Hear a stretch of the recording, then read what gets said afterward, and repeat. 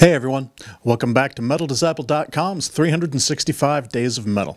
My name is George and this is day 159. I gotta say something before I get into the album today. I was hearing on XM this morning about Metallica's Orion Festival in Detroit this weekend.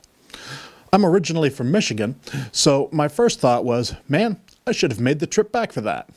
Then I remembered, it's not a metal festival. What the fuck, Metallica? I counted 39 bands on the list, and other than Metallica, only 3 were metal bands. I know, they did the same shit last year, and I complained then too. But what the fuck?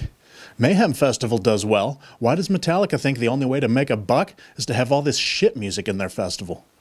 I know, Metallica says that they actually lost money on Orion last year. Well, then why not use the opportunity to support the genre that boosted you up? I don't get it. As it stands, I would never spend money on tickets to a bullshit festival like Orion. I still support Metallica's music, but I am not a fan of Orion. At all. Anyway, today I bring you a band that must be the biggest metal act ever to come out of Portugal, at least to my knowledge. This is Moonspell and their full-length debut, Wolfheart. Wolfheart, despite being the band's first album, is actually a transition album. The band's first EP, Under the Moonspell, was more of a black and death metal release with a few gothic elements.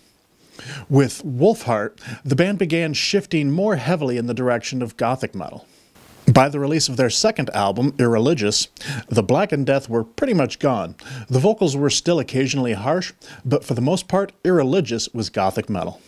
While I like a lot of Moonspell throughout the band's various phases and styles, my favorite remains Wolfheart. This is because Wolfheart still has that raw, hungry, and evil sound, while beginning to incorporate some of the gothic elements. Around the time of Wolfheart and Irreligious, I got pretty heavy into gothic metal, plus stuff like Sisters of Mercy. After the rise and eventual and inevitable blandness of Marilyn Manson, I rather lost my taste for gothic metal. But in the mid-90s, I was crazy for this stuff.